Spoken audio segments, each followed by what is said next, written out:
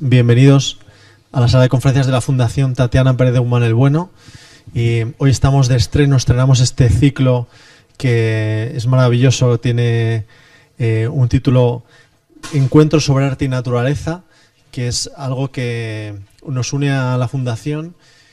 Como saben algunos de ustedes, pues entre nuestros fines está el estudio de cuidado de la naturaleza, de todo el tema medioambiental, y por razones históricas también de ser una fundación patrimonial, pues desarrollamos una amplia labor también de conservación y difusión de nuestro propio patrimonio histórico-artístico, y en ese sentido pues une dos de nuestras grandes preocupaciones y dos de nuestros grandes amores, el arte y la naturaleza. Hoy tenemos para comenzar este ciclo pues una personalidad de excepción. No voy a extenderme en presentaciones porque Miguel yo creo que lo va a hacer estupendamente. Miguel es nuestro comisario de la pequeña exposición que hemos tenido la suerte de que nos acompañara en esta primera conferencia, y además es pues la persona que está detrás de esta idea de los encuentros de arte y naturaleza. Miguel López Ramiro, pues saben ustedes que es un gran experto en arte contemporáneo, especialmente en Rothko. Ha trabajado en grandes museos como el Guggenheim de Bilbao, donde fue subdirector. Ha sido director del Museo de la Universidad de Navarra. Actualmente pues colabora como asesor con varias fundaciones, desarrollando proyectos artísticos de gran envergadura. Y pues gracias a él y a sus ideas también, pues y tenemos hoy el placer de empezar este ciclo. Hablando con él nos proponía la Fundación pues empezar con una personalidad de gran excepción, y como es Joel Meyerowitz. La fotografía creo que es un campo artístico que tenemos que estar, es imprescindible para entender el arte contemporáneo, digamos. Y precisamente la fotografía de Joel, como me ha permitido también ya tutearle, ¿no? Con su simpatía que tiene en estos breves momentos que nos hemos conocido, pues no quisimos ir a una fotografía directamente de naturaleza. Podíamos haber ido a un fotógrafo que se caracterizara pues por naturaleza salvaje o etcétera, ¿no? Todos ustedes saben que la fotografía de Joel pues ha tocado muchísimos registros, pero quizá fue más conocido en sus comienzos como un gran fotógrafo urbano, callejero, etcétera, y nos encantó esa idea de que alguien con ese background pues nos hablara de cómo entiende la naturaleza, cómo entiende el paisaje. Y ha sido maravilloso porque verán ustedes la selección que ha hecho también de fotografías para ilustrar la conferencia, pues lo que él, cómo ve el paisaje, ¿no? Es impresionante. Entonces, bueno, creo que espero que este encuentro, Miguel pues va a hacernos una introducción y luego tendrá también un breve diálogo con Joel después de que él nos cuente un poco su visión, y queremos que todos ustedes puedan participar. También por eso hemos hecho el esfuerzo de tener una traducción simultánea para todos aquellos que la necesiten, para que puedan participar también haciendo preguntas. Y después les animo, si no lo han hecho ya, lógicamente a visitar la pequeña exposición. Para todos los que quieran venir otro día o conozcan gente que quiera visitarla, pues es fácil, simplemente hay que solicitar una cita previa. Desgraciadamente no tenemos una apertura al público, una sala con apertura al público constante, pero que durante todas estas semanas que dure la exposición pues la enseñaremos con mucho gusto, y sobre todo Miguel pues coordinará pues todas esas visitas. Nada más, espero que lo disfruten y les dejo con los verdaderos protagonistas, que son Miguel López Ramiro y sobre todo Joel Meyerowitz. Muchísimas gracias.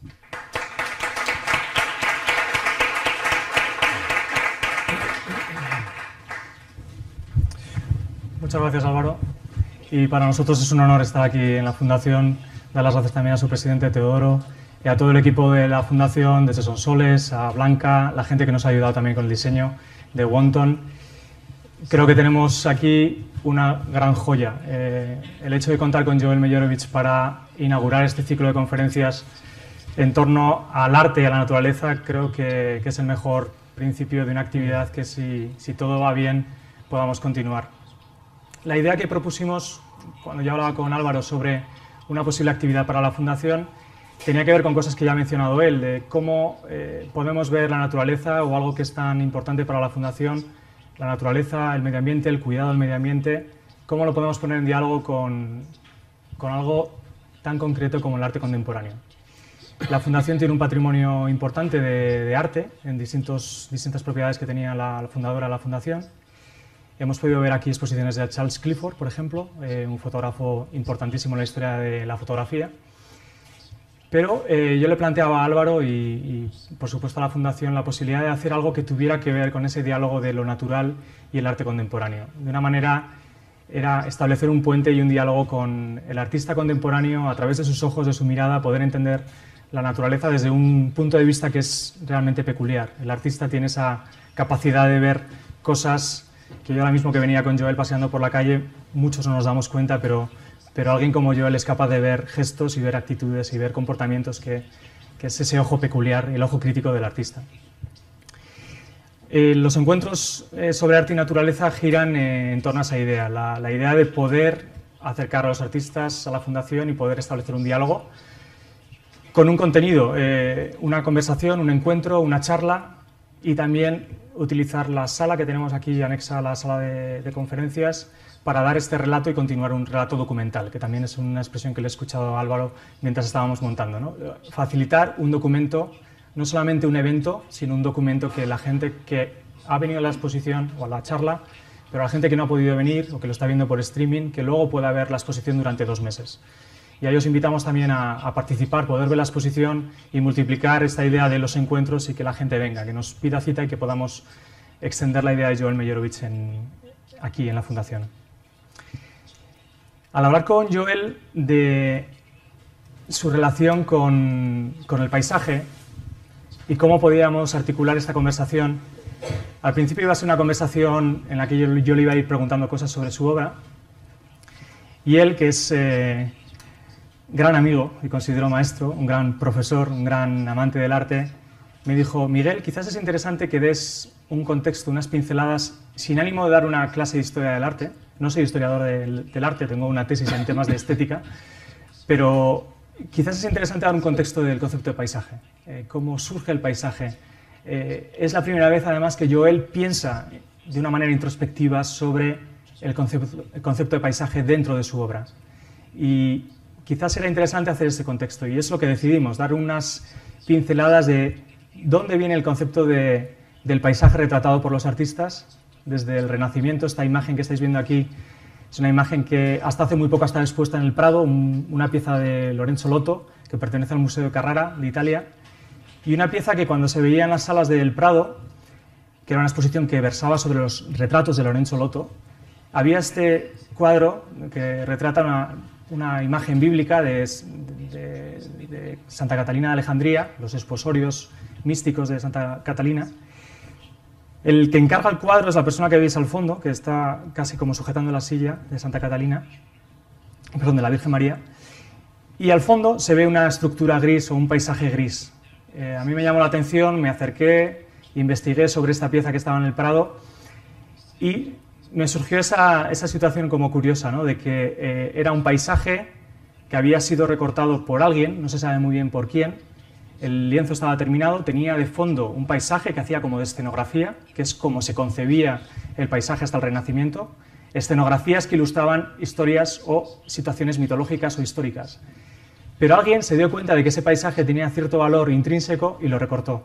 Y a día de hoy no se sabe dónde está ese paisaje, pero el hecho de que fuera un paisaje recortado y que alguien hubiera tenido la visión de recortar y extraer ese paisaje y tenerlo como paisaje en algún sitio, en alguna iglesia en Italia, en Bérgamo, no se sabe dónde, me pareció que era como un motivo interesante para hablar de cómo el Renacimiento es el momento en el cual la historia del arte occidental recupera la idea de paisaje como un motivo. Aquí de una manera un tanto violenta, una manera un tanto curiosa, pero no deja de ser una evidencia de que el Renacimiento supone que el ser humano empieza a tener una conciencia sobre el paisaje. Otros momentos en la historia en los cuales el paisaje empieza a tener más autonomía, la pintura francesa con Nicolas Poussin, estos paisajes en los cuales ya se empieza a quitar el lado histórico o escenográfico del paisaje. El paisaje empieza a tener una autonomía, empieza a ser un género reconocido como tal. La Academia Francesa empieza a reconocer al paisaje como un género importante. Hasta entonces el paisaje había quedado como relegado con las naturalezas muertas, con los retratos de animales, pero estaba muy por debajo de la pintura histórica, de la pintura mitológica. La pintura tenía un poder narrativo y, por tanto, el paisaje era algo que estaba ahí y que tampoco el artista no demostraba mucho retratándolo. No había una carga histórica o una carga narrativa. Pero este momento ya en el que empieza a llegar la modernidad, el artista empieza a ser consciente de esta autonomía o de esta capacidad también narrativa del paisaje en sí mismo. Empieza a haber como un ciclo, como una introversión, ¿no?, del artista hacia lo que ve, lo que le rodea, ya sea la naturaleza o ya sea otros elementos. Otro artista importantísimo en la historia del paisaje, otro francés, Henri Valenciennes, que escribe un tratado sobre la perspectiva, que tiene una gran importancia en la historia del paisaje porque la academia lo hace suyo, convoca un premio al año siguiente en Francia sobre paisajismo, y ahí el paisajista o el pintor paisajista ya deja de ser alguien que imitaba la realidad, la mera realidad, casi como si fuera algo artesanal, y empieza a ser un artista que traslada un mensaje, traslada una visión y traslada un concepto. Valenciennes tuvo mucha influencia en los siguientes pintores franceses como Courbet o Corot. Aquí vemos un paisaje de Courbet. Y por supuesto se llega a gente que son tótems de la modernidad como Paul Cézanne, que es reconocido como uno de los grandes paisajistas, impresionismo, la visión del ser humano ya con un grado de introversión ya enorme.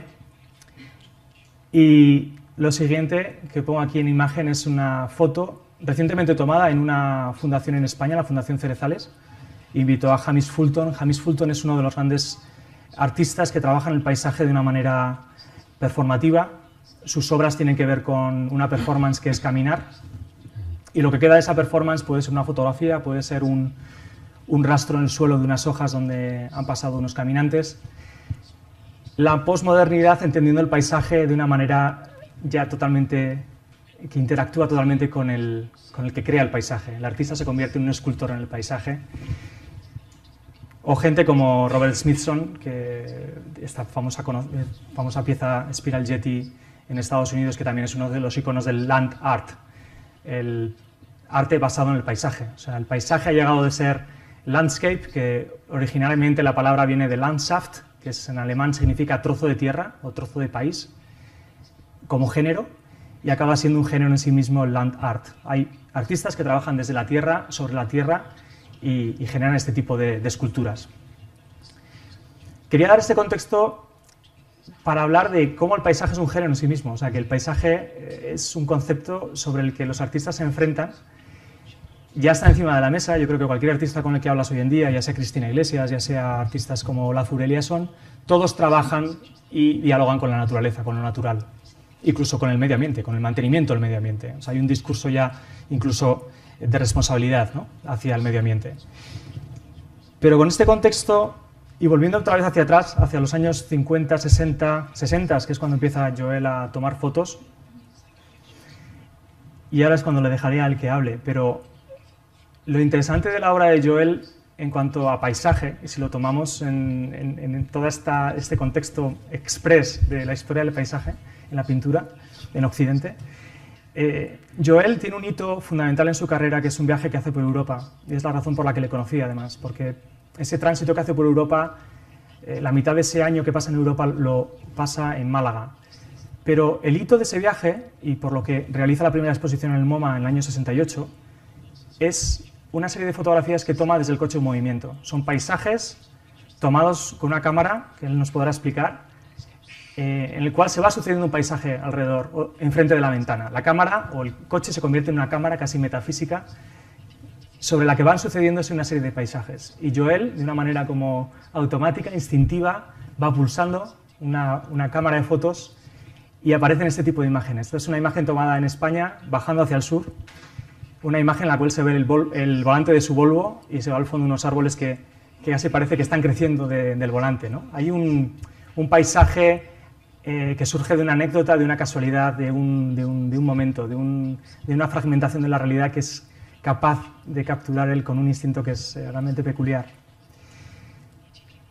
Y si vamos a otra imagen, que va a ser la última que voy a utilizar yo para dar paso al gran maestro, ¿qué supone, ahora veníamos andando, ¿no?, qué supone un paisaje urbano, que supone algo que también es tan característico en la obra de Joel, como es este cruce de gente en Manhattan, estas situaciones en las cuales se producen esos choques de personas que no entendemos muy bien a dónde van, de dónde vienen, con quién dialogan, miran o no al fotógrafo, qué posición asume el fotógrafo con respecto a este hábitat humano, que es una ciudad, es un paisaje, pero urbano. Y de ahí surgió esta idea de invitar a Joel, de compartir con él ese espíritu que guarda su obra y la relación con el paisaje. Y cómo, si observamos en todas las imágenes que has tomado durante casi 60 años de foto, hay un paisaje inherente, hay la creación de un espacio en el cual podemos contemplar.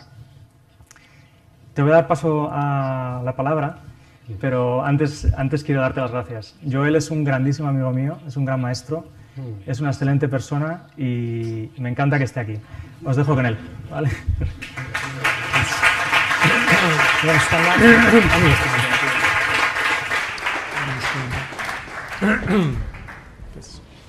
Good evening, everybody. Buenas tardes a todos. How many people Bueno, ¿cuánta understand gente English? entiende inglés o habla inglés en la sala? Levanten la mano. So, and the Gracias. others, there's Y los headphones demás for you? creo que tienen traducción simultánea, ¿verdad? Put them on. Fantástico. Sí, pónganse los cascos para This is escucharme en quite an español, unusual si quieren. opportunity for Bueno, me tenemos aquí una because oportunidad I've poco never habitual really en mi spoken caso, porque no he about hablado the mucho idea sobre of la landscape. idea Why don't I del go to the first paisaje. slide?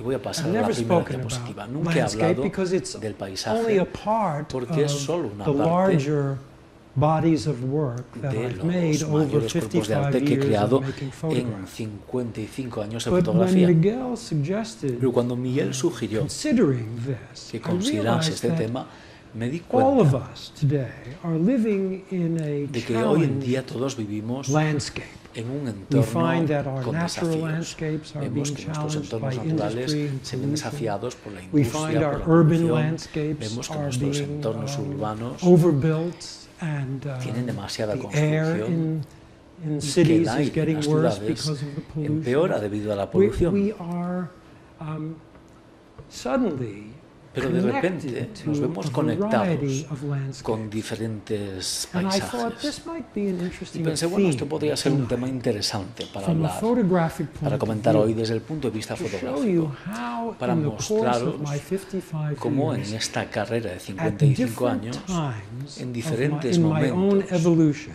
y en mi propia evolución, I recognized some he need reconocido una to cierta necesidad deal with de the tratar landscape that I con was el living paisaje en in or el que yo passing vivía through o or por el que visiting, pasaba o que and how visitaba. it can be a subject in ¿Y photography. cómo puede ser un And I tema en la really think some of the fotografía? choices you made Y creo from que algunas de painting's las history decisiones sort of make que ha a hecho Miguel foundation. nos dan una Because base when photography was invented, en las imágenes que veíamos. Cuando se inventó la fotografía, one of the first things that una de las primeras photographers did cosas que hicieron was los try fotógrafos to imitate fue intentar painting.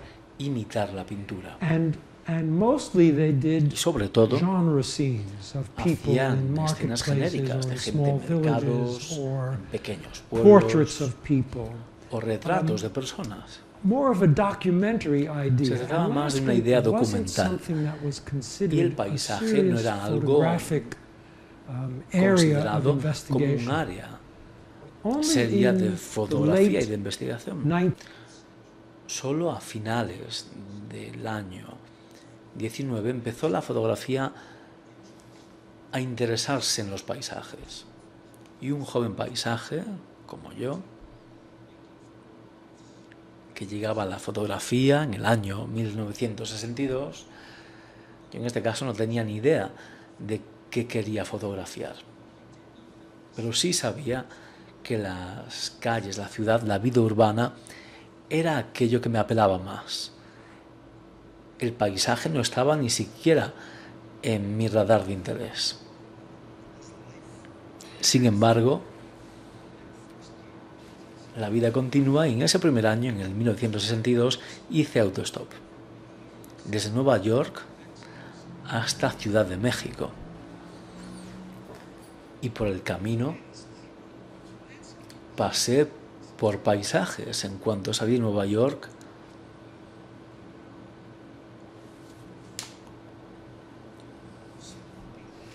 me vi en el paisaje de marismas de Nueva Jersey y luego en el paisaje montañoso de Pensilvania y luego en el sur del país. En todos los Estados Unidos empecé a reconocer los paisajes.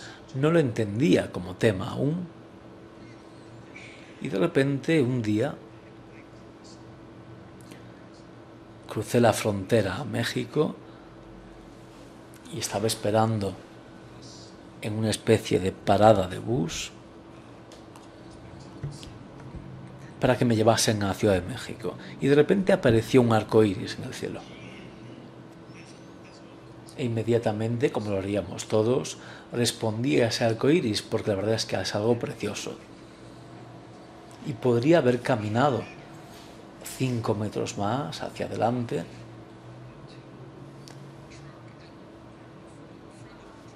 y no tener la camioneta ahí, pero mi instinto juvenil de sacar una foto me dijo, no, quédate aquí. Y muestra el arco del arco iris con estas dos conexiones que marcan el espacio, porque la cámara tiene un espacio fijo, con lo cual uno trata las cosas dentro y fuera del marco. Y creo que en ese momento tuve mi primera revelación en cuanto a qué podría ser una fotografía de un paisaje. Tengo aquí unas pastillas para la tos, no sé si quieren una, pero a mí me está pasando lo mismo y es un placer compartir mis pastillas para la tos. Y bueno, es una fotografía muy inocente, pero simplemente quería decir que mi comprensión y mi curiosidad sobre los paisajes comenzó en ese momento. Y lo que me gustaría comentar esta noche, en resumen, es como todos nosotros, en este momento de nuestras vidas, somos testigos de paisajes, estemos en el campo o en un entorno urbano, o si conducimos. Antes veíamos, como decía Miguel, que a veces el paisaje es algo por lo que pasamos constantemente. Y una cámara fija ese momento, el instante en el que vemos algo que nos interpela, solo a nosotros. Y no es un cliché, pero la mayoría de la fotografía de paisajes hoy en día, y tenemos a 1.000 millones de personas en el mundo, con teléfonos inteligentes que hacen fotos y cada día hay miles de millones de fotografías que se sacan. La mitad quizás sean de flores o de puestas de sol, y esto representa un poco la idea del paisaje. Y lo que me gustaría decir es que todos nosotros tenemos nuestro propio desencadenante emocional, algo que vemos y que nos hace prestar atención. Y la fotografía, al menos tal y como yo la veo, trata sobre prestar atención a las cosas que te despiertan en una fracción de segundo. Estás caminando solo y de repente piensas sobre otra cosa y de repente alguien o algo o un rayo de luz o la forma en la que se disuelve una muchedumbre entra en tu mente, en tu imaginación, y reconoces algo que solo tú ves. La persona que está a tu lado no ve ni responde a la misma cosa. Y la fotografía, aunque sea el medio artístico más democrático, porque todos tenemos un teléfono para sacar fotos, hoy en día todos somos fotógrafos, pero hay algo que nos diferencia a todos como individuos, y creo que la búsqueda de nuestra individualidad y de nuestra identidad es la forma en la que nos convertimos en el artista interno que todos tenemos y entramos en contacto con él. Voy a mostraros cómo el paisaje, en mi caso, reveló su potencial y cómo yo lo vi. Aquí estoy también en un coche conduciendo por California y de repente en la ventana lateral de mi furgoneta Volkswagen, vi esas plataformas petrolíferas y vi estas palmeras. Y en una fracción de segundo parecía como si las plataformas caminasen según continuaba la exploración petrolífera. Y es como si eso alejase la naturaleza. En una fracción de segundo tuve un reconocimiento de la relación potencial entre dos cosas: unas palmeras y unas plataformas petrolíferas. Y es una relación muy frágil, pero en ese momento se conectó. Y de repente tomé la foto en una fracción de segundo.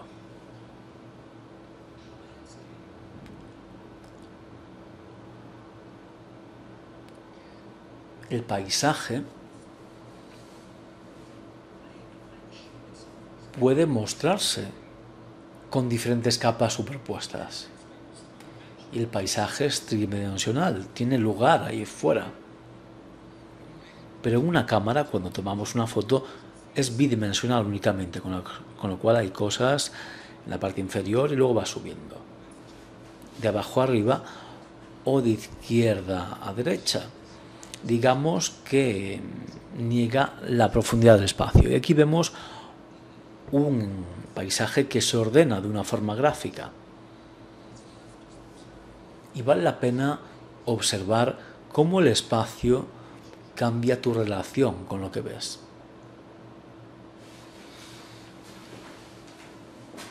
Málaga. Yo viví en Málaga 6 meses en los años 66 y 67. En una pequeña finca a las afueras de Málaga. Y había días como este, que eran momentos espléndidos de naturaleza y meteorología, y era una forma de responder a la naturaleza también. Si solo consideramos tomar fotos cuando hay un fenómeno natural que cambia la luz o el sentimiento del espacio, incluso el olor en el aire, esa carga de electrones cuando hay rayos o truenos, es algo que apoya y estimula la observación.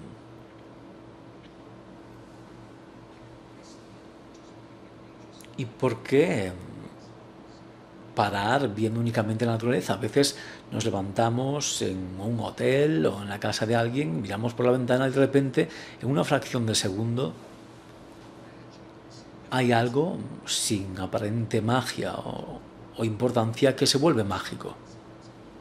Aquí yo estaba en la casa de alguien, estaba durmiendo en un saco de dormir en el suelo, me levanté y de repente vi que la cortina se movía y que el mundo era excepcionalmente bonito para mí en ese momento. Simplemente por la forma en la que soplaba el viento y por la forma en la que se movía la cortina y la luz, y había una especie de onda lírica que se formaba. Y mi respuesta fue comprimir el interior y el exterior y tomar una foto de algo que quizás para otra persona habría sido invisible. Ellos habrían dicho: oye, mueve las cortinas y mira por la ventana. Pero es importante, hablando desde el punto de vista fotográfico, es importante dejar que el primer instinto nos guíe. Aquello a lo que respondemos es aquello que cogemos para tomar una foto, porque quizás sea una nueva idea para nosotros. Y a veces hay gente en el paisaje. Tengo aquí esta pequeña serie de fotos que muestran cómo el paisaje se convierte en el trasfondo del loco comportamiento de los seres humanos. Todos hemos visto fotos del Gran Cañón, no tenemos que ver otra. Sin embargo, ¿Qué estaba haciendo ella?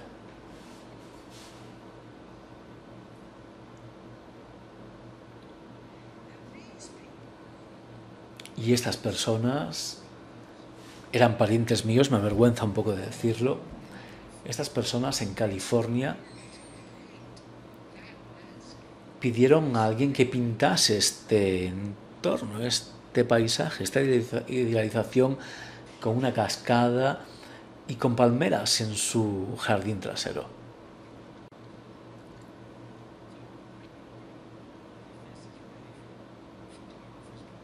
Todo esto, desde el punto de vista del fotógrafo, habla de cómo encuentro la forma de tomar una foto interesante allí donde me encuentre. Esta es la pregunta que cada fotógrafo se hace.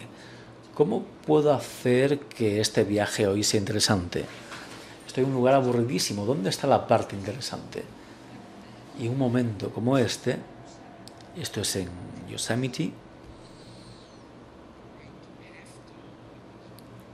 que tiene la media cúpula, que tiene la catarata llamada velo nupcial, y ahí hay un hombre en pantalones cortos y una sillita viendo eso. Y me pareció que esto era como una representación en el Museo de Historia Natural, en el que vemos a un ser humano en lugar de una pantera o un oso.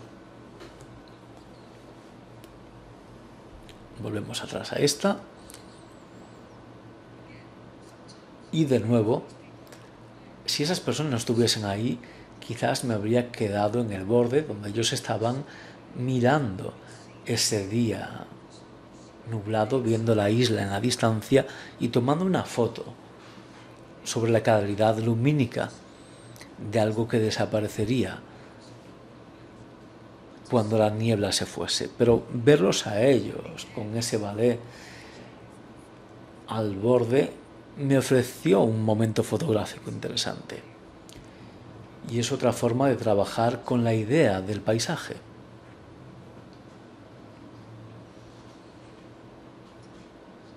Y os contaré una breve historia. En el año 78 me regalaron un viaje a China. En el primer tour de estadounidenses ricos que iban a viajar toda la longitud del río Yangtze en el barco de Mao Zedong, que había sido renovado para 28 estadounidenses. Y alguien me dijo, oye, ¿quieres ir a China? Dije, sí, ¿por qué no? Así que en el río Yangtze había esta isla y nos llevaron allí. Yo estaba allí en la ciudad y el barco hacía brr, brr, me estaban llamando, Joel, vuelve. Así que yo corrí atravesando esta multitud y todos se abrieron para que yo pudiese pasar. Y subí al barco y la muchedumbre se volvió a cerrar y yo di la vuelta, miré y vi que todo el pueblo había salido, porque nunca había visto a un blanco occidental. Ellos estaban allí y estaban aplaudiendo por el hecho de que habíamos ido a su isla. En cualquier caso, a veces el templo, la pagoda, la gente, el paisaje, todo esto crea una oportunidad.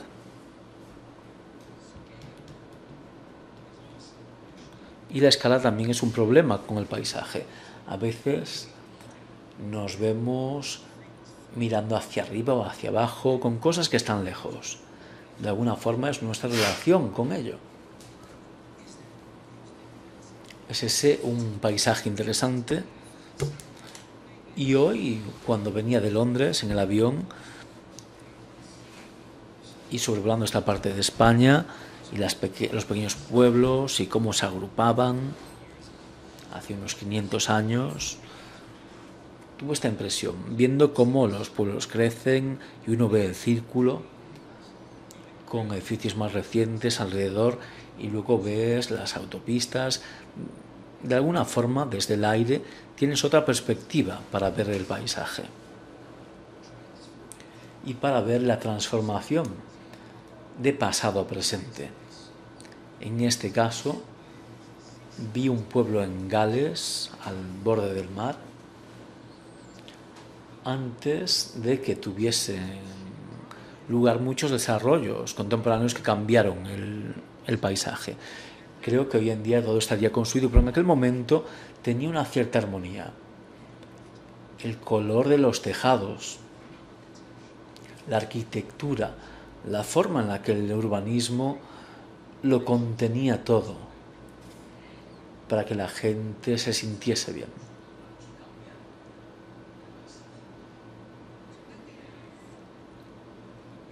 Y luego tenemos otra forma de verlo, el paisaje urbano. ¿Cómo se presentan las ciudades? ¿Qué nos da una ciudad cuando caminamos por ella o conducimos por ella? Me encargaron un trabajo sobre San Luis, que es una ciudad estadounidense de tamaño medio en declive.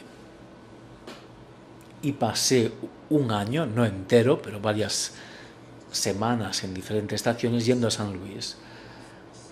Y he de decir que para una ciudad con casi 1 millón de habitantes, ellos nunca estaban en la calle. Las calles estaban vacías constantemente. Yo me preguntaba siempre, ¿dónde está la gente? ¿Y qué hago yo aquí solo? Era como si una bomba nuclear hubiese estallado y todo el mundo hubiese muerto, pero los edificios seguían allí. Sin embargo, nos da un sentido del modelo de la ciudad. Y para un fotógrafo es interesante jugar con esto, porque tienes una especie de sentido del tamaño, altura, materiales de los edificios, la forma en la que están dispuestas las calles, cómo se relacionan con el sol. Algunas ciudades cometen errores y se orientan de forma negativa al sol y están en penumbra la mayor parte del día, en la sombra. Y a veces uno encuentra sobras, cosas que se construyeron en el borde de una parte industrial de la ciudad y de alguna forma esto fracasa, la industria evoluciona y lo que se queda tiene un cierto encanto urbano. Es como el contexto de esto. En este caso estaba haciendo una serie sobre el edificio del Empire State, porque estaba tratándolo como si fuese el monte Fuji.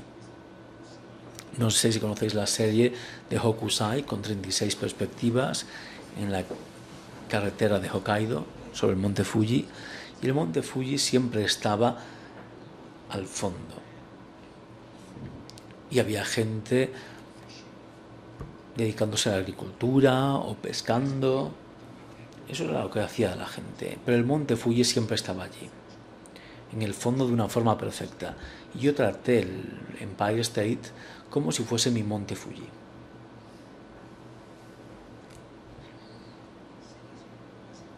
Las ciudades siempre se están desarrollando y a veces la forma en la que las carreteras alrededor de una ciudad se construyen y rodean la ciudad dan una oportunidad de fragmentar la ciudad y mostrarla desde otra perspectiva. Todas estas son formas de considerar dónde estás y cómo hacerlo interesante. La fotografía, para mí, es aquello que yo llamo el juego de la vista, no el juego de tronos, el juego de la vista. ¿Y cómo puedo encontrar algo interesante en este lugar aburrido y feo? Y de repente surge algo y dice, oye, presta atención, si me miras, quizás descubras una calidad escondida. Y así funciona la fotografía.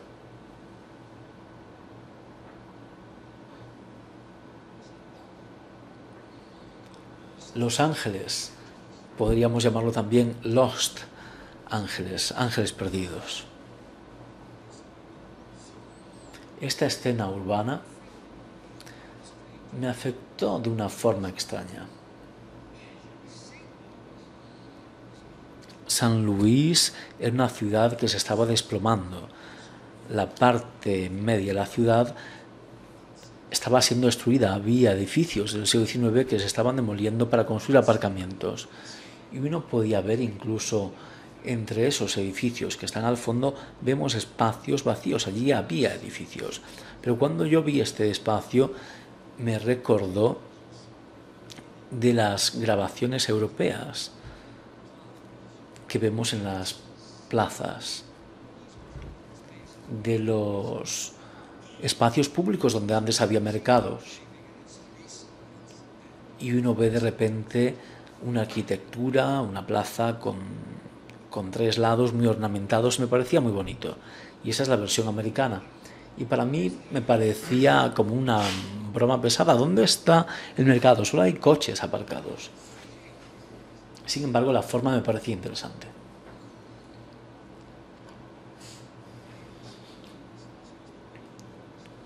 Y esta es la ventana de mi estudio. Durante unos 15 años o más, yo tomé fotos en una serie que llamaba Mirando hacia el sur, porque mis ventanas daban al sur. Y yo desde aquí podía venir el World Trade Center y la parte baja de Manhattan. Así como Wall Street, donde guardan el dinero. Y el tiempo cambiaba. Y con los años hice innumerables fotografías de diferentes patrones meteorológicos, estaciones, luz, tratando Nueva York como si fuese una colina a lo lejos. Y en el 2001 iba a hacer una exhibición de ese trabajo en una galería en Nueva York. Todas iban a ser fotos de ese entorno, fotos muy grandes, quizás con ese tamaño, ocupando toda la pared. Y en el centro estaba el World Trade Center. Y 3 semanas antes de la exposición, esto ocurrió.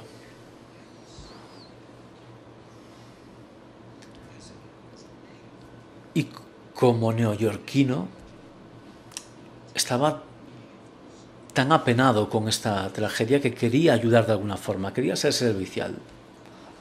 Pero no había nada que yo pudiese hacer. Los que ayudaban eran profesionales, pero una tarde estaba cerca y una oficial de policía me dijo: no se permiten fotografías. Y dije: disculpe, ¿a qué se refiere? Estoy aquí en la calle. Y dije: bueno, esta es la escena de un delito, no se pueden tomar fotos. Y dije: bueno, el delito está dentro, yo estoy aquí fuera. Y dijo: el alcalde Giuliani ha prohibido que se tomen fotos, porque no quiere que nadie registre qué está ocurriendo aquí dentro. Y dije: eso no se puede hacer, esto es historia, alguien tiene que registrar lo que está ocurriendo. Y de repente se me encendió la bombilla y dije: eso es lo que voy a hacer. Voy a entrar ahí y voy a registrar lo que está ocurriendo. Registrar todo lo que se está haciendo ahí y se lo voy a donar a la gente de Nueva York y a los Estados Unidos como registro histórico, ya que esa policía me dijo que no se permitían hacer fotos. Yo iba a hacerlo y pasé 9 meses en la zona cero. En Nueva York eran 4 manzanas de espacio, pero el entorno, el paisaje que yo viví cada día y la forma en la que cambiaba en esos 9 meses, según iban sacando todas esas cosas, fue la experiencia más impresionante que he tenido en mi vida. Me ha cambiado tanto como persona y como artista también.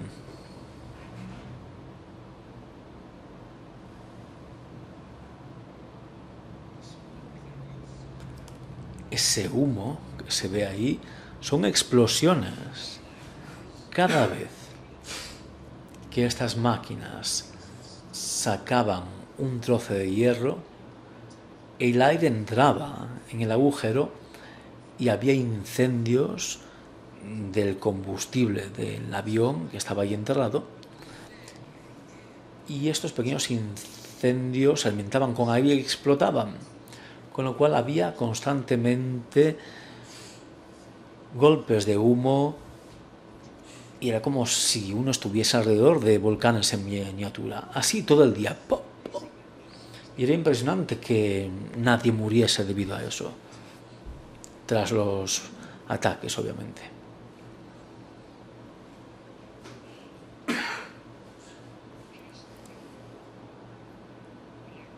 Y antes del 11 de septiembre, justo antes, me habían encargado de hacer un libro sobre Italia. Y en lugar de ir a Italia en septiembre, como había planificado, me quedé en Nueva York. Y gasté el avance que me habían dado para el libro de la Toscana, me lo gasté en la zona cero. Y de repente un día, el editor me llamó y me dijo: oye, ¿cómo va el libro? Le dije: bueno, aún no he ido, estoy trabajando en la zona cero y, por cierto, me he gastado tu dinero allí. Y dijo: bueno, tienes que ir. Y en enero del 2002 las cosas se tranquilizaron un poco en la zona cero y pude irme durante 2 semanas a la Toscana. Y allí estaba en un entorno que ha sido cultivado durante miles de años, tras haber salido de la zona cero, donde había explosiones a diario y donde había un entorno de acero. Y era como entrar en el pasado.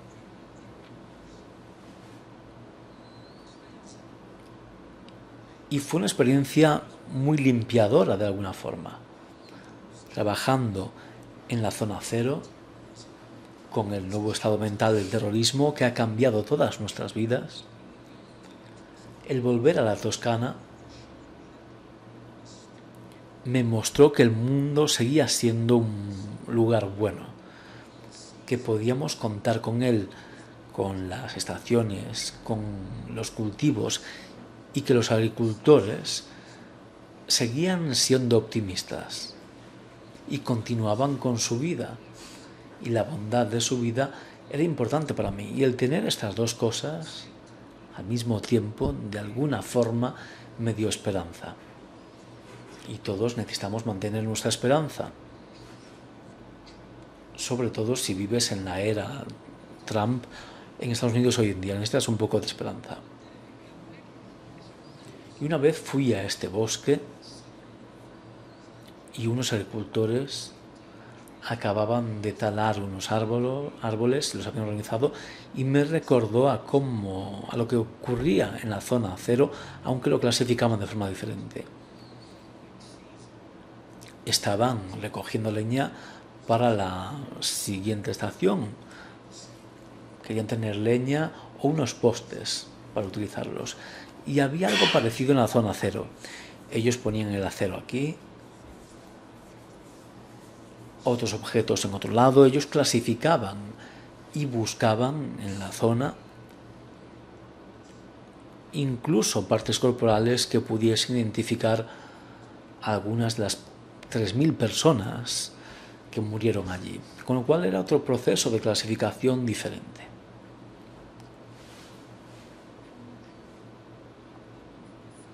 Y curiosamente me vi allí, en esa tierra de la Toscana, y un día vi que la nueva tierra estaba cubierta de hielo, de una capita de hielo. Y miré la tierra y dije: bueno, ¿por qué esto me atrae tanto? E intenté tomar una foto. Es una foto un poco tonta. No hay ahí casi nada, aunque sea tierra y hielo. Pero sentía que había una especie de mensaje ahí. Y cuando volví a la zona cero, más tarde, hacia el final de esos 9 meses, habían limpiado el área lo suficiente y ahora estaban sacando el polvo y los pequeños fragmentos y cada día lo barrían, casi como esto. Lo ponían en un campo casi como esto. Y había hombres y mujeres que iban buscando quizás un diente o un hueso, algo que contuviese ADN para ayudar con las búsquedas, para ver quién había podido morir allí. Con lo cual había una especie de paralelismo. Y ver esto preparó mis ojos para volver a la zona cero.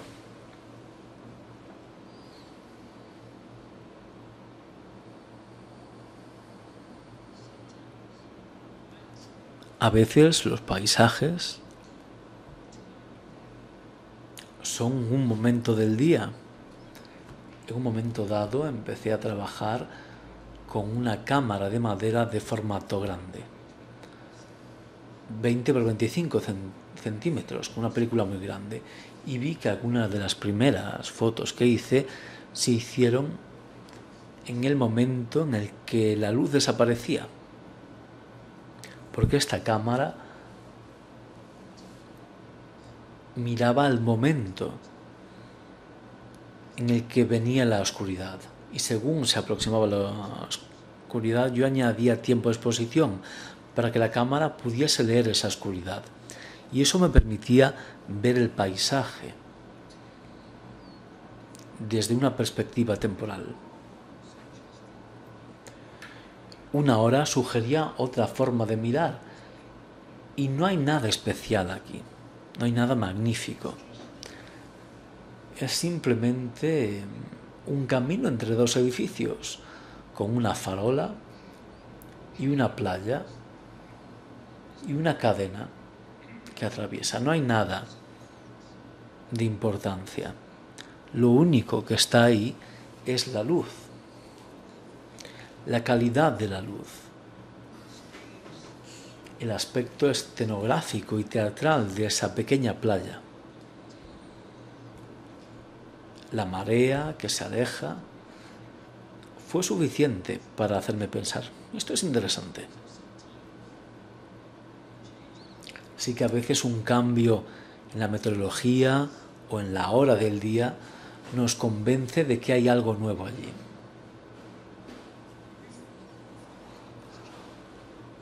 O si cambia el tiempo. Por ejemplo, aquí pasaba por ahí una tormenta y esta piscina estaba casi iluminada, resplandeciente, y me hizo pararme ante ella y sentir cómo se vería si fuese una fotografía de paisaje.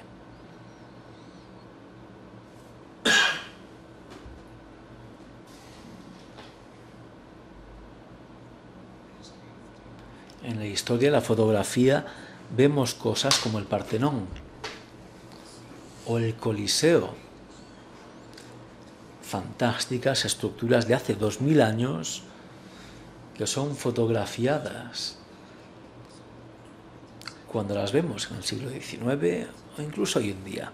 Pero a veces no necesitamos el Partenón cuando vemos una pequeña estructura de madera con una cabina telefónica delante, que también representa la grandiosidad y tiene su propia forma de expresar el significado, o la dulzura, o la poesía de la luz. Y si somos susceptibles ante esto, si nuestro corazón se abre un momento porque nuestros ojos se han abierto al estar allí, quizás encontremos la forma de crear nuestra propia poesía en el lugar.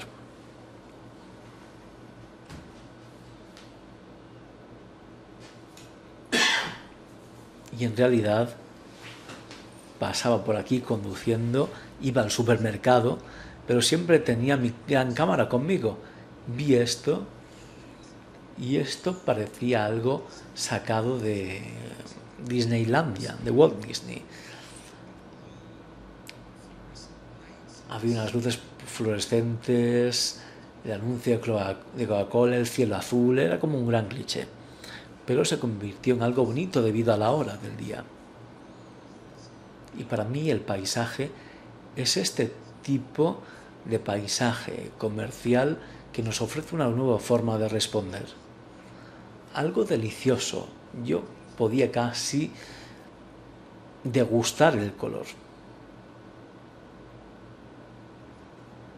¿Me seguís?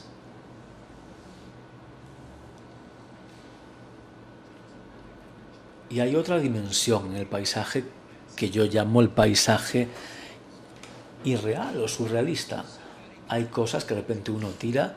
Alguien vino aquí con una camioneta y tiró un poco de asfalto, lo tiró ahí, y yo pasaba por allí, lo vi con ese día, y en la distancia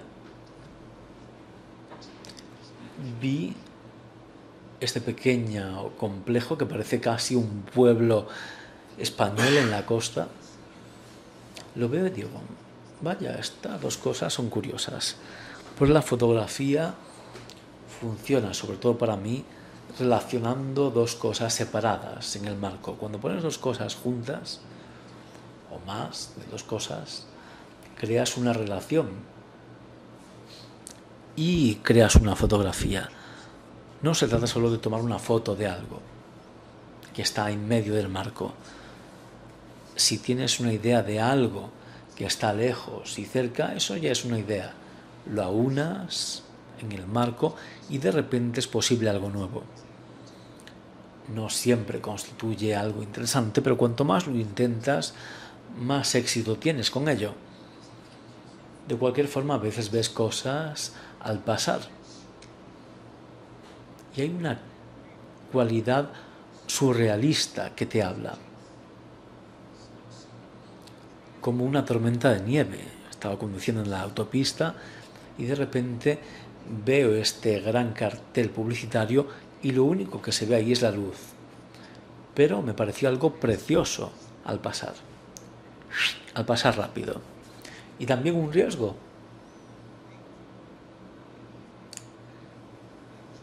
Porque era a principios de la noche, iba conduciendo, no había mucha luz. Me dije, bueno, ¿puedo tomar una foto o va a ser algo borroso? Y fue ambas cosas. La parte frontal se mueve rápido, pero la parte de atrás está nítida. Con lo cual la fotografía trata con el tiempo de una forma misteriosa.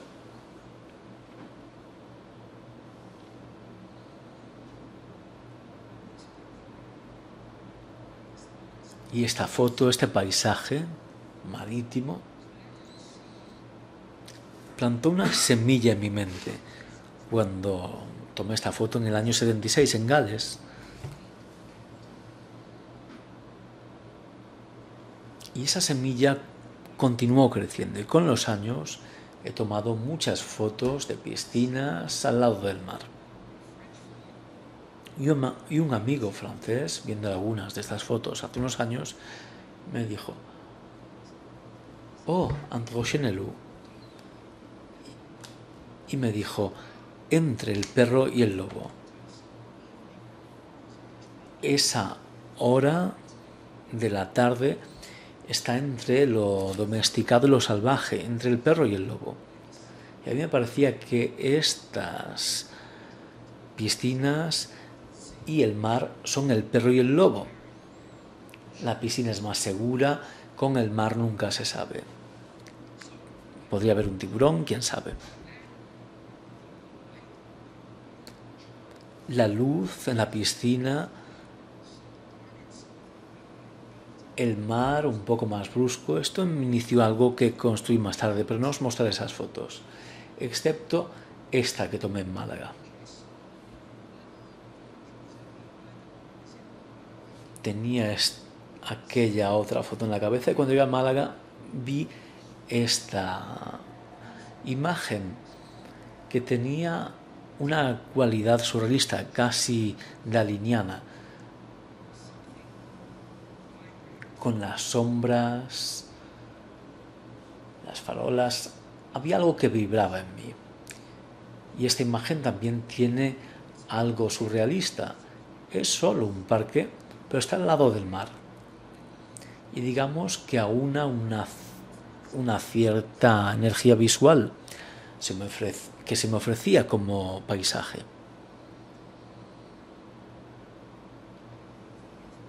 ¿Y cómo puedo explicar esto?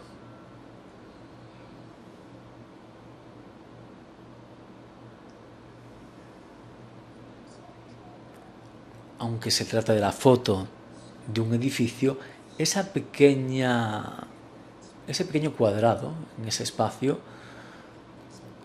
me hablaba.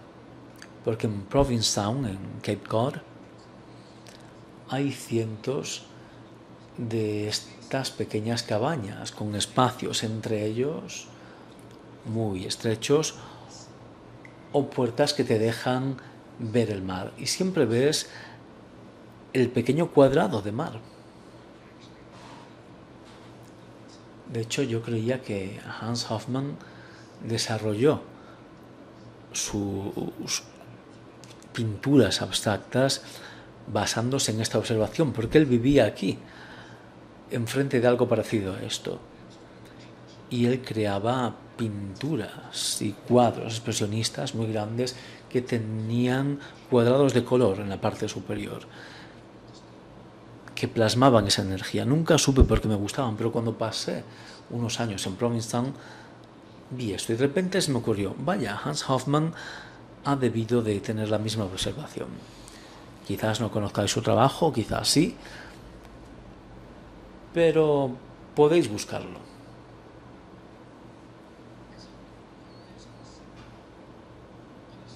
Y también existe la posibilidad del paisaje como una obliteración, algo que está tan cubierto y que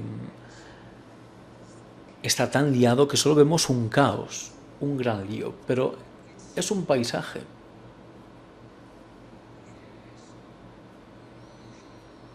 Que contiene una calidad emocional.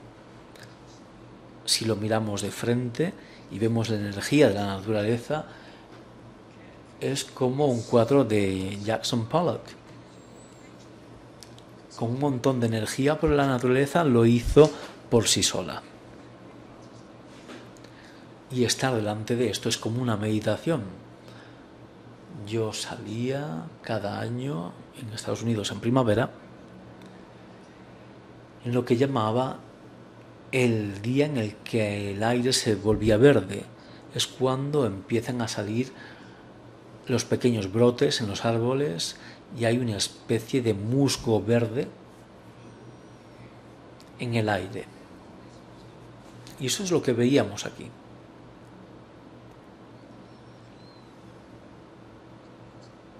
Es un paisaje. Y como decía Miguel, yo estaba conduciendo en Europa, pasé aquí un año y sacaba fotos por la ventana del coche.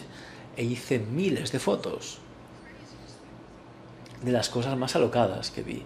Muchas de ellas son paisajes. Por ejemplo, vi esta especie de castillo con el dragón sobre el castillo. Es como un cuento. Es un dragón, ¿verdad? Sí, enmarcado. Ahí tenemos la catedral de Chartres, en este paisaje. Y curiosamente pasaba por allí un avión y dije, vaya, qué suerte tengo. Esta es la última foto que Chartres necesitaba.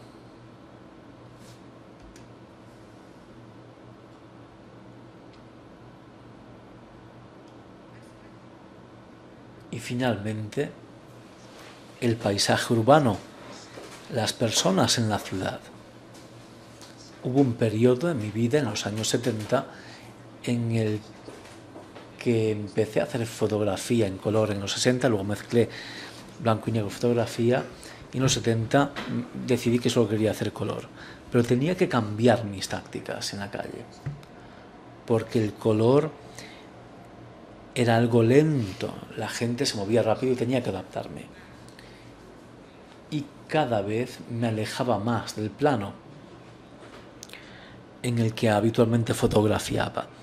Y tomé diferentes fotos con el espacio general de la ciudad, el paisaje de la ciudad, su luz, la textura de los edificios y las personas que se movían por allí. Y tuve la suerte de ver cosas curiosas, como en este caso. Curiosas o afortunadas. Y a veces es simplemente un caos. El caos del paisaje urbano. Y mi pregunta siempre era, ¿cuánto puedo describir en una fotografía sin que se destruya? Es un equilibrio delicado porque las fotos no tienen un elemento central. No hay una acción que lo describa todo, es todo. Y yo me hacía esta pregunta sobre la fotografía. ¿Puedo mantener el interés en todo lo que está en el plano sin tener un sujeto central sobre el que versa la foto? A veces nos hacemos una pregunta y obtenemos respuestas. Y esto lleva a uno, a mí en este caso, al siguiente paso en mi desarrollo. Miguel os ha mostrado esta foto anteriormente y yo de hecho quería ver cuántas cosas podía ver. Tenemos las señales, las luces, las bombillas, todo esto, esta mano, gente ahí atrapada. ¿Cuántas cosas podía empaquetar en un plano? Sin un gancho central que te interesa. ¿Podía mantener un sentimiento general de interés en la foto mientras perdía el gesto o la historia de la foto? Es una pregunta, a mí me funcionó y nunca supe si los demás lo entienden o lo aprecian, pero a mí me ayuda. Y bueno, al final de cuentas, ¿esto para quién es?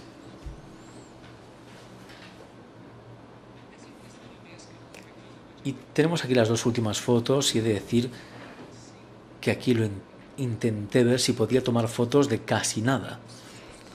Un gran espacio, el vacío, figuras muy pequeñas o sin figuras, o simplemente la atmósfera.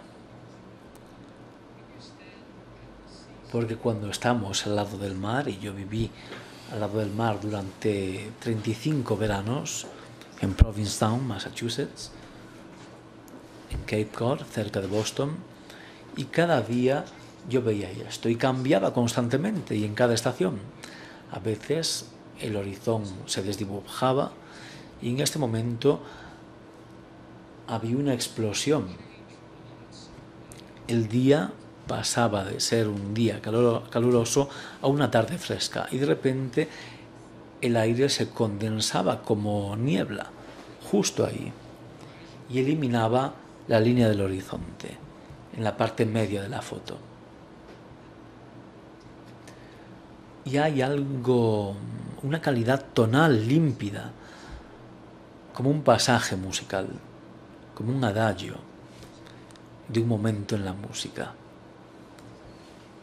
Y yo intenté cogerlo y ver si podía fotografiar casi la nada. Creo que lo conseguí. Y bueno, esto es todo en cuanto al paisaje.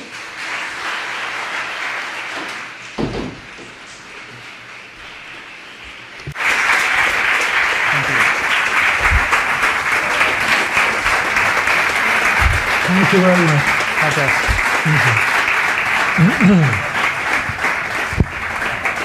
Muchas gracias, Joel.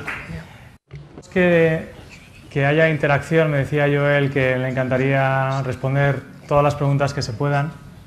Yo voy a abrir fuego porque así también calentamos. Joel, quiero hacerte una pregunta sobre la pintura. Y pocas veces hablas de tu formación también como pintor. Yeah. Formación como pintor, estudiaste pintura de ilustración médica en Ohio. Hoy nos acaban de regalar un libro de anatomía, de dibujos, y la Fundación ha sabido de ese histórico tuyo.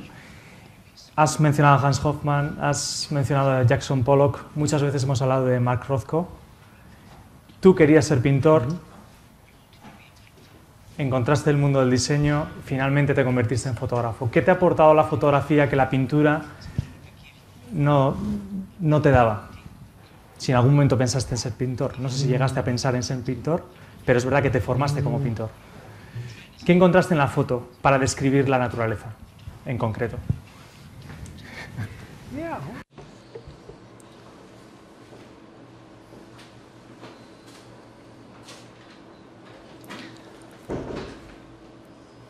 Bueno, he de decir que la pintura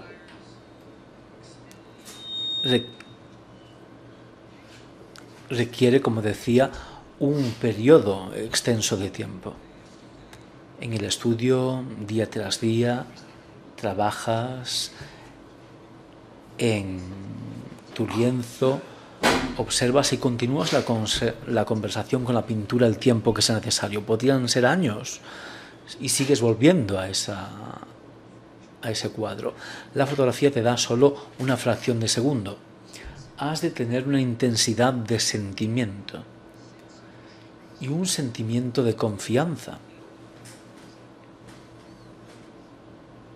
de que el momento en el que vives te da algo valioso, algo que entra en tu psique y en tu ser y que significa algo. De alguna forma has de desarrollar un sentimiento de posibilidad que el mundo te lanza cada segundo y te llega todo el tiempo. Y hay una especie de cualidad atlética, incluso ballética, en la fotografía. Y es la realidad, estás lidiando con la realidad. Y estos elementos son tan humanos y tan potencialmente profundos que he de decir que la pintura es un momento más extendido de autorrevelación con el tiempo, mientras la fotografía es un reconocimiento instantáneo de algo importante solo para ti. Y esa diferencia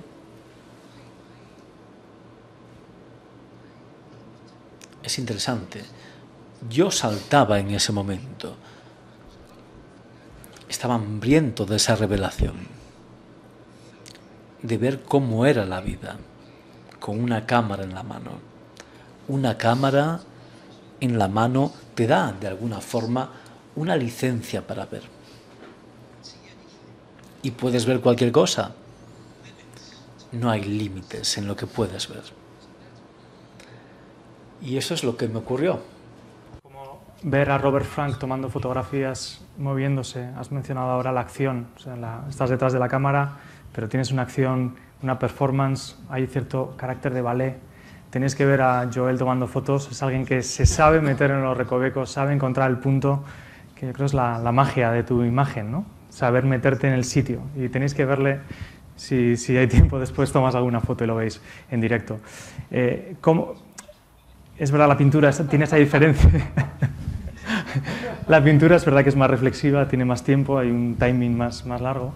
Pero la acción, yo creo, en tu foto viene por ese ballet que has mencionado ahora. O sea, hay cierto carácter pictórico en tu performance a la hora de tomar las fotos. Luego vemos un instante y es verdad que es una fracción de segundo.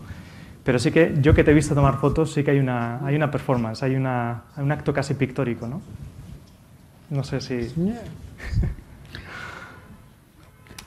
It's true. Bueno, la fotografía es una dicotomía curiosa. Requiere una reacción instantánea y cuando le damos al disparador, la velocidad del obturador podría ser más rápida que un parpadeo.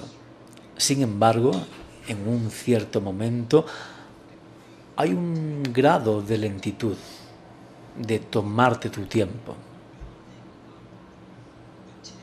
en la construcción de esa tensión a donde estés. Es casi como si fuese un muelle que hay ahí dentro, que está muy ajustado y de repente está ahí hasta que hay algo que desencadena un reconocimiento. A mí me parecía como si tuviese dos anchos de banda. Vivo en este y reacciono en este. Con lo cual hay una especie de armonía. El deporte y el ballet, por ejemplo, son una buena descripción de este aspecto físico a la hora de tomar fotografías. Al menos según yo lo veo, hay mucha gente que quizás vaya por ahí con un trípode, lo deja, lo coge, espera 5 horas a que la luz cambie. Yo no espero, porque quién sabe qué va a ocurrir. Si yo me quedase allí 5 horas y nada ocurriese, me sentiría muy triste. Pero las cosas pasan en el momento, muy a menudo, y la vida te enseña que la prontitud es importante. Tener la cámara en la mano, lista para disparar, es una disciplina que apoya esta confianza. Los momentos se revelan desde el flujo escondido en la vida diaria, que está lleno de un potencial momentáneo, y el fotógrafo está intentando adivinar qué le va a traer ese momento. Es como leer el texto oculto en la calle o en el mundo ante nosotros. Todo está ahí, como los hieroglifos en una como los jeroglifos en una tumba egipcia. Simplemente tenemos que estar listos para leerlos o querer leerlos. Yo sé que Joel va a estar encantado de que haya interacción, sí. Sí. Aquí. Okay.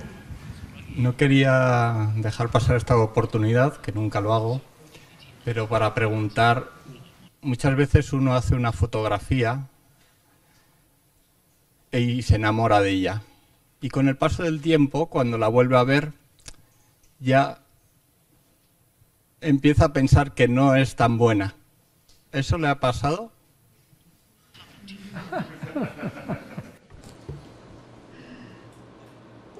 Jamás. Bueno, por supuesto, uno quizás saque una foto a los 25 años de edad y esta foto te enseña un montón de cosas y te encanta, porque solo tienes 25 años y acabas de descubrir esa foto. Y quizás 5 o 10 años después veas esa foto y sientes un cierto afecto hacia ella. Encaja en tu historia, pero reconoces que no está tan desarrollada como idea como te gustaría que lo fuese. Pero al mismo tiempo ha sido importante para enseñarte algo en aquel momento. Por lo tanto, hay una especie de conexión con ella, aunque reconozcas que no es lo que esperabas que fuese, pero era todo lo que necesitabas que fuese en aquel momento. Y las cosas también funcionan a la inversa. Yo recuerdo que solía colgar fotos problemáticas en la pared que estaba encima de mi mesa. Las ponía en la pared, las colgaba y había unas 10, 15 fotos en la pared. Y a lo largo de unos meses las quitaba, las ponía en una caja, pero notaba que tras unos 3 meses había cambiado todas las fotos excepto 2 de ellas. ¿Por qué? Esas 2 fotos se habían quedado en la pared todo el tiempo. Yo quitaba otras cosas, ponía nuevas, pero no estaba muy seguro sobre esas fotos. Sin embargo, no era capaz de quitarlas. Las tenía pegadas. Si recordáis las viejas películas, era como si alguien tuviese algo pegado en la mano y luego lo tiraba, pero se quedaba pegado en la otra mano, intentaba tirarlo. Era como El gordo y el flaco. Ese tipo de comedia de situación.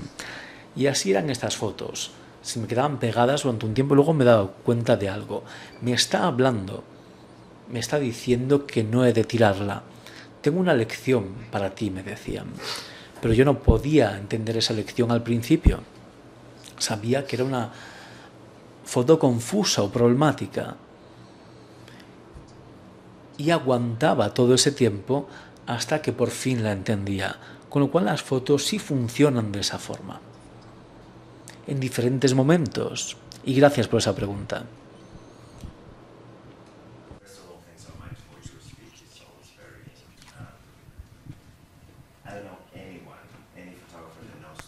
Lo sentimos, escuchamos la pregunta sin micrófono. Por favor, repitan utilizando el micrófono.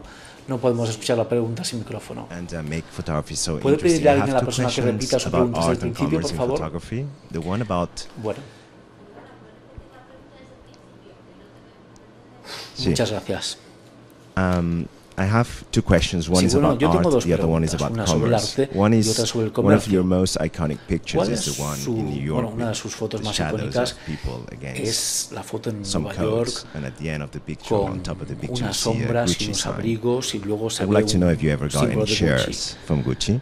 And the other question is, if not, you should have. Maybe it's not too late. The other question is about your relation between, you've been talking about your relation between photography and painting. I would like to know if you have thought about what would be the music that relates the most or the best to your picture. If ever you have thought about doing the soundtrack of your work. That's all. Eso es todo, gracias. Sí, voy a responder primero a la segunda parte.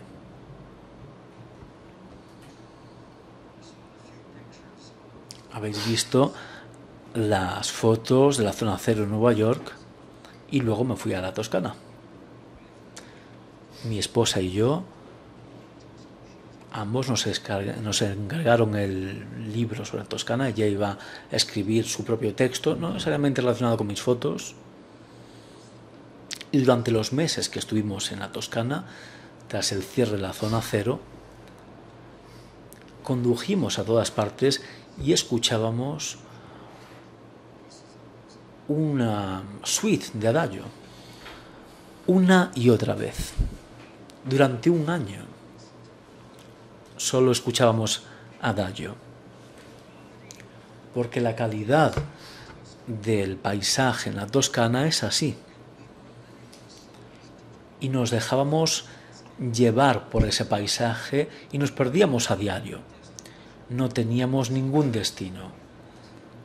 Así que el acompañamiento a la parte de la búsqueda y el proceso era esta música de ritmo lento. Y he de decir que escuché esa música durante un año y nunca me aburrió.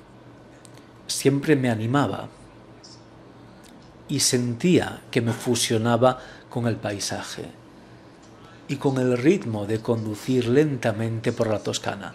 Y cuando veíamos algo, alguno de nosotros, teníamos lo que llamábamos ese reflejo, casi como un susto. Si alguno decía ¡ah!, entonces parábamos el coche, porque había habido algo allí afuera, para mi mujer o para mí, que había causado esa inspiración, ese ¡ah! ¿Cómo habláis de esto? Como un instinto. Esa inspiración fue lo suficiente para apretar el freno, salir del coche y buscar qué había sido. Algo del paisaje, una combinación de espacios, luces, lugares, color, tono, textura. ¿Qué había sido aquello que nos había apelado? Y confiando en la inmediatez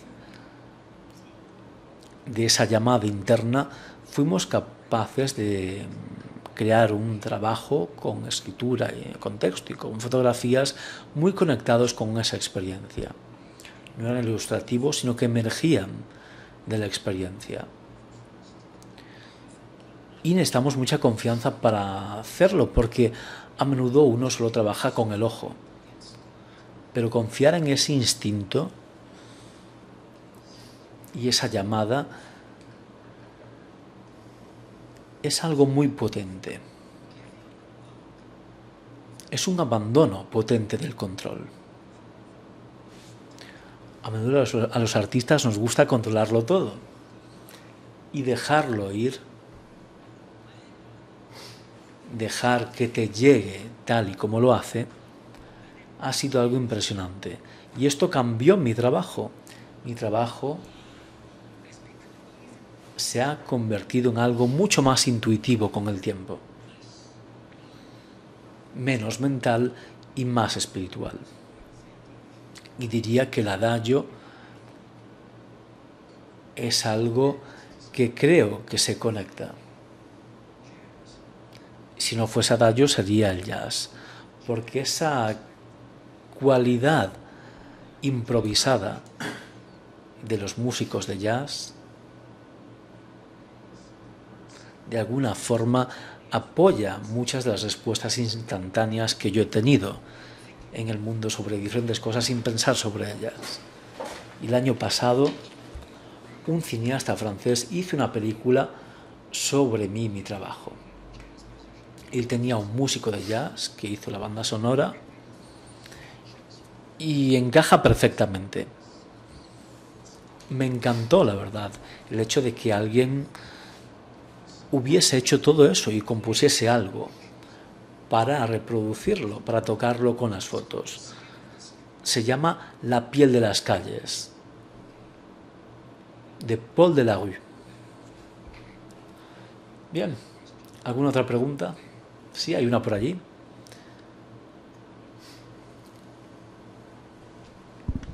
Thank you very much for being here. It's an honor to attend the conference. Es un gran honor asistir a esta conferencia. As you said before, you have the instinct of pull the trigger of your camera when something calls your attention. So my question is, have you ever been frozen because of the view that was breathtaking, maybe like in a good way or maybe in a bad way? Por la vista que tenía delante, de forma positiva o negativa, tanto que tenía que parar y recordarse a sí mismo, bueno, tengo que darle al disparador. Gracias. Es una pregunta preciosa, muchas gracias. Bueno, y tengo dos respuestas. Vamos bien de tiempo, por cierto. ¿Tenéis demasiada hambre? Bueno, es una pregunta buenísima, voy a responderla. Cuando yo era muy joven, mi primer año o dos, o el segundo en la calle, yo no sabía muy bien qué hacía, e iba con la cámara en la mano, lista para disparar. Iba por las calles de Manhattan, caminando, y no siempre sabía qué buscar, no veía nada, y a veces simplemente disparaba, simplemente para deshacerme de ese plano, para tener un plano nuevo listo. Estaba desesperadísimo por sacar fotos, y si algo no ocurría en 10 minutos, le daba al disparador igualmente para prepararme para otro momento. Era casi un misticismo inocente, podrías decirse. Pero sí recuerdo en una ocasión haberme sentido petrificado. En un momento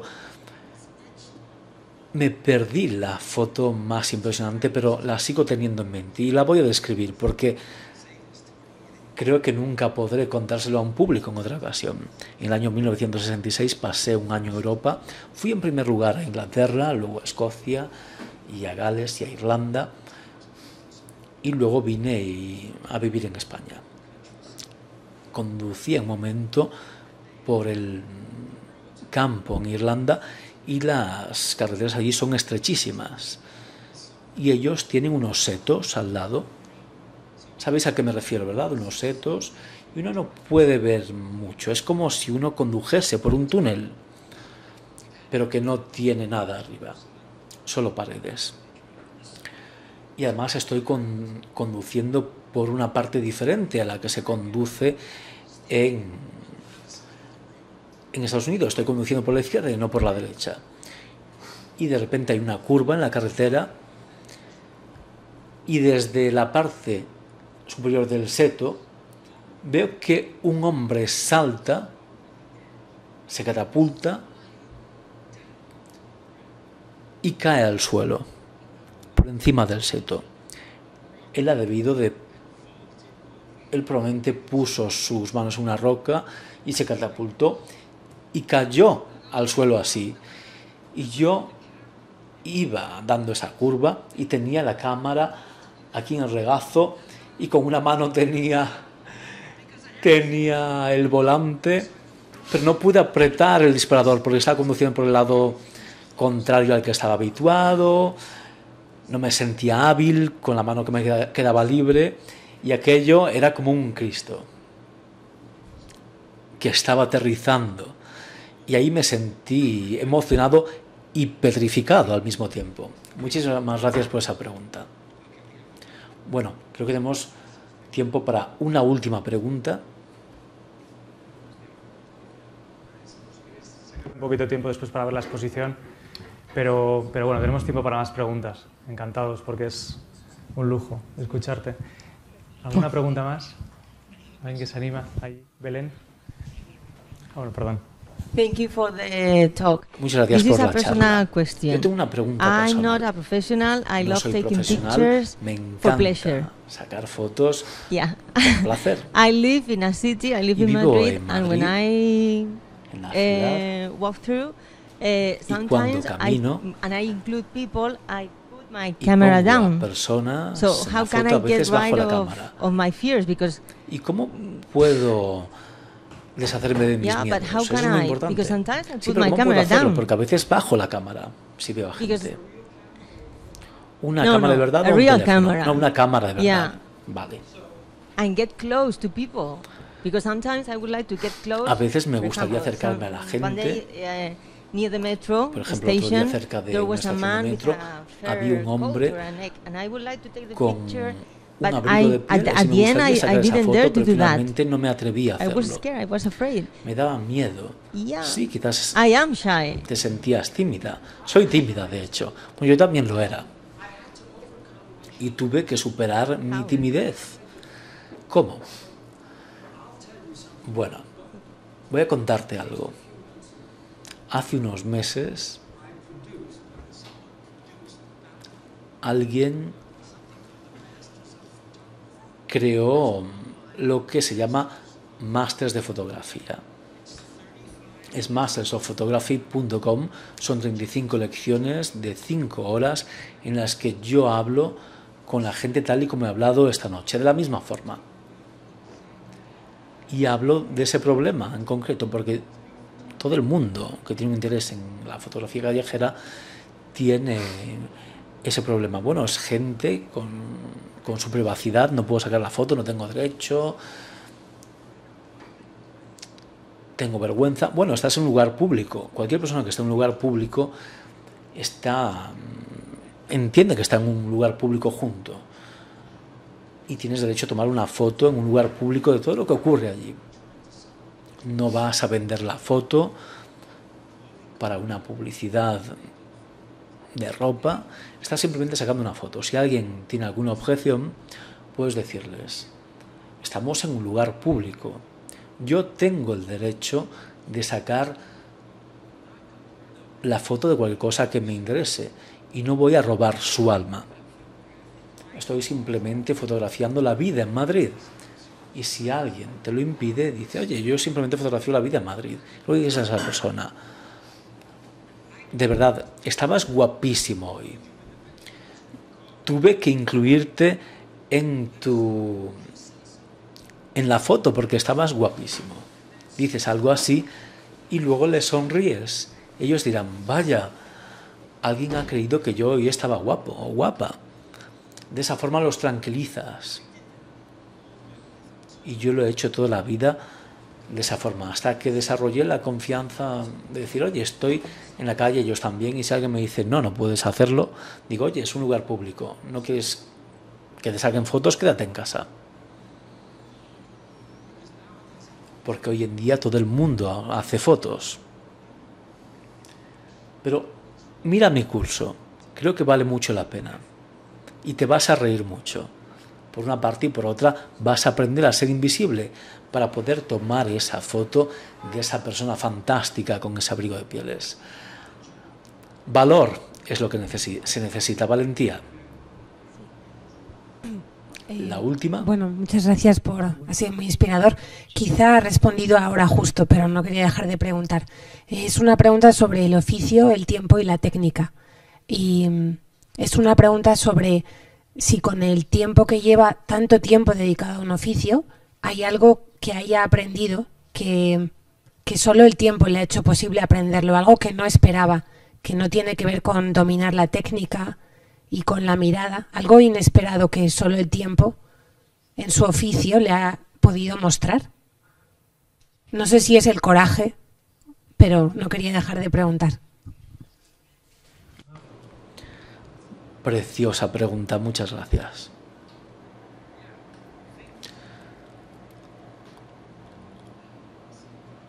Y bueno, ¿cómo podría decirlo?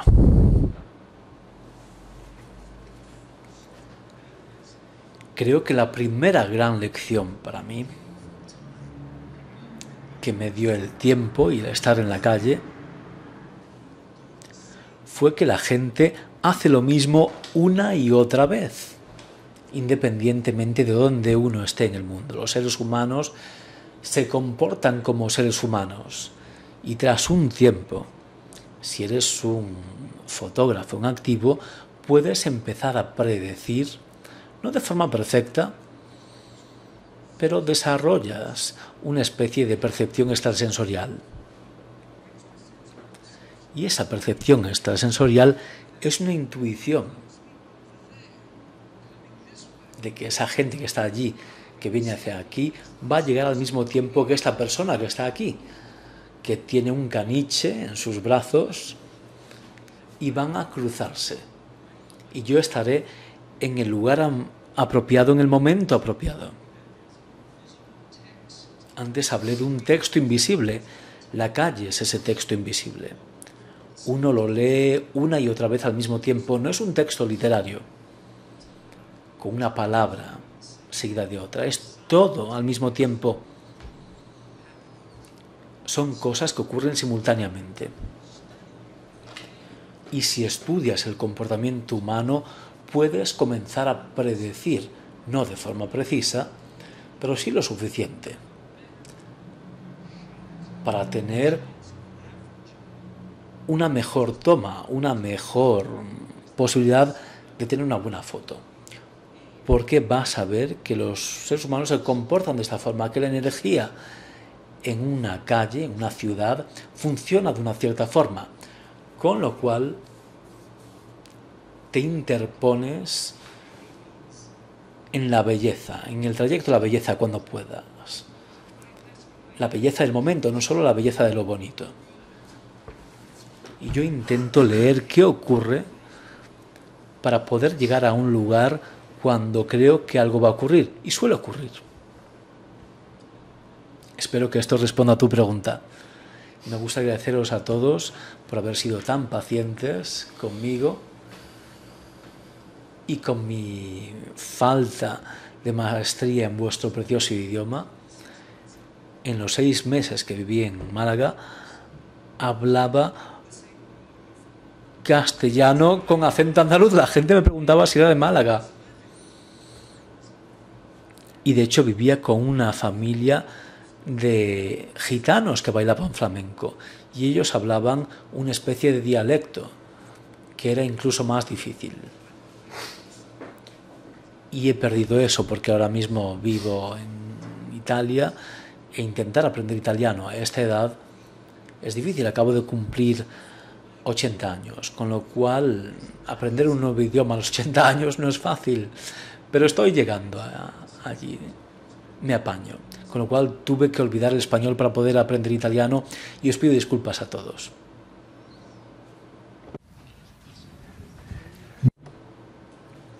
Más, creía que habíamos terminado. Es imposible parar. Es una pregunta muy corta. ¿Qué prefiere fotografiar? ¿Personas en un paisaje o una escena de ciudad sin personas?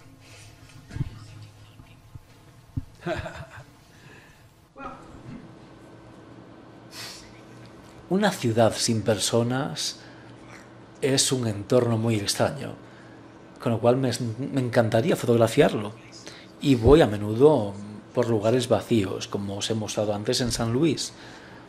Y también la zona cero, cuando los trabajadores se iban, era un lugar muy extraño.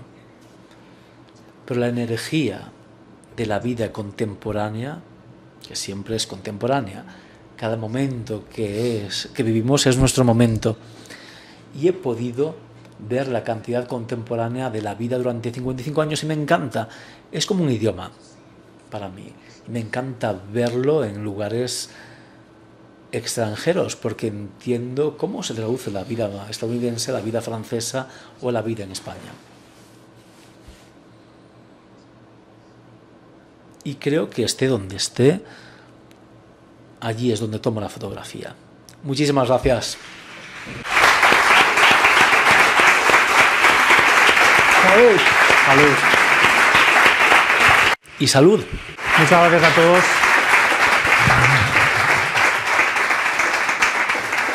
Gracias a todos por venir.